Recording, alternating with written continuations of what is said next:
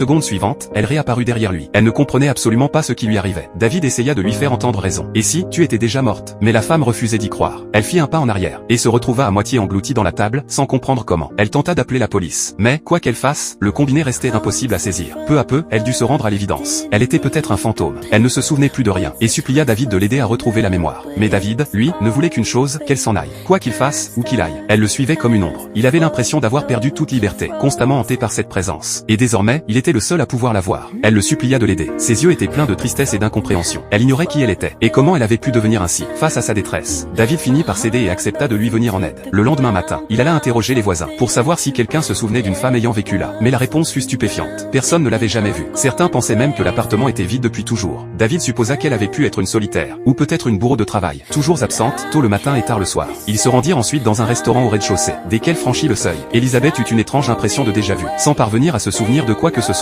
Alors qu'il s'apprêtait à repartir, un homme s'écroula soudain au sol. Instinctivement, Elisabeth guida David pour vérifier son pouls, et le dirigea pas à pas dans les gestes de premier secours. Calme et précise, elle maîtrisait parfaitement la situation. L'homme finit par reprendre connaissance. Mais Elisabeth, elle, se demandait avec stupeur. Comment pouvait-elle connaître tout ça aussi bien? Serait-elle médecin? Ils se dirigèrent vers l'hôpital le plus proche. À peine arrivée, Elisabeth reconnut les lieux. Elle prononça sans réfléchir le nom de plusieurs médecins. Elle connaissait presque tout le personnel. C'est laquelle se souvint enfin. Elle s'appelait Elisabeth. David courut aussitôt à l'accueil pour se renseigner. Dès qu'il prononça son nom, la réceptionniste changea d'expression, échappa quelques mots à sa collègue, puis indiqua à David de monter au 3e étage, au poste des infirmières. Là, une médecin l'attendait. Elle lui demanda quel lien l'unissait à Elisabeth. David affirma qu'il était son petit ami, mais elle n'en crut pas un mot. Elisabeth, expliqua-t-il, était l'une des médecins référentes de l'hôpital. Une véritable acharnée de travail, qui passait ses journées et ses nuits ici. Elle n'avait jamais eu le temps d'avoir un petit ami. Pendant ce temps, Elisabeth s'était approchée d'une chambre, comme attirée par quelque chose. Elle ouvrit la porte, et vit son propre corps, allongé sur un lit d'hôpital, immobile, branché à un tube à oxygène. Elle n'était pas morte. Son âme s'était seulement détachée de son enveloppe charnelle. Médecin jusqu'au bout, elle analysa son propre état avec lucidité, et comprit qu'il ne lui restait probablement plus beaucoup de temps. David l'incita à tenter de réintégrer son corps. Elle s'allongea doucement. Soudain, une réaction. David, euphorique,